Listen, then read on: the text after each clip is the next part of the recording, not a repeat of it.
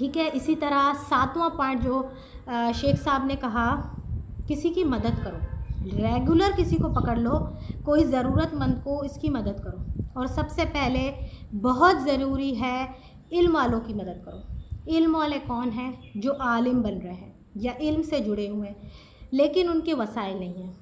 اسی طرح مدرسے میں یعنی کوئی ایسا شخص ہے جو پڑھنا چاہ رہا ہے یا آگے آنا چاہ رہا ہے، ان کی آپ مدد کریں. باہر نہیں نکلتے تو باہر نکلنا چاہیے، ہمیں لوگوں کو دیکھنا چاہیے، ایسے لوگوں پہ ہمیں نظر رکھنی چاہیے اور ان کی مدد کرنا شروع کرنی چاہیے ہمیں.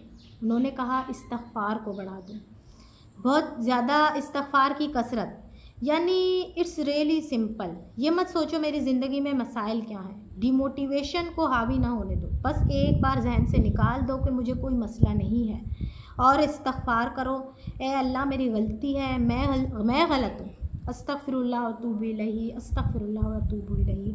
بار بار یہ کہتے رہیں، کیونکہ نبی صلی اللہ علیہ وسلم فرماتے ہیں، ان کا ایک حدیث ہے کہ یہ جو استغفار ہے، کثرت استغفار، یہ وہ چیز ہے وہاں سے آپ کو رزق فراہم کرتا ہے جہاں آپ کو گمان بھی نہیں جاتا، اور ایسی جگہ سے آپ کو عطا ہوتا ہے جس کا انسان کو علم بھی نہیں ہوتا.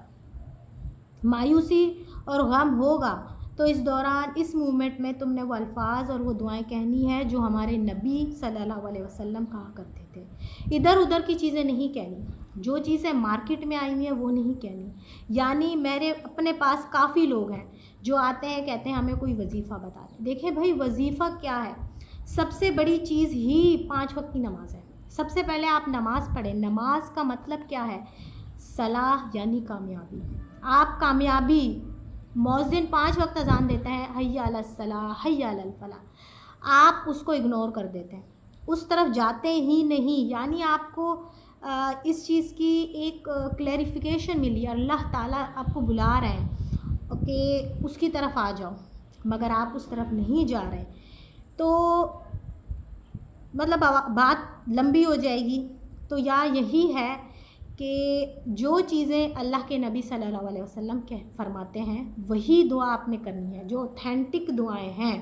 سب سے پہلے جب آپ صلی اللہ علیہ وسلم پہ غم بہت زیادہ حاوی ہوتا تھا تو آپ صلی اللہ علیہ وسلم کہتے تھے لا الہ الا اللہ العظیم الحلیم، لا الہ الا اللہ رب العرش العظیم، لا الہ الا اللہ رب السماوات و رب الارض و رب العرش الکریم. اسی طرح اللہ کے رسول صلی اللہ علیہ وسلم یہ دعا کرتے تھے اللہم رحمتک ارجو فلا تکلنی الا نفسی طرفۃ عین واصلح لی شأنی کلہ لا الہ الا انت.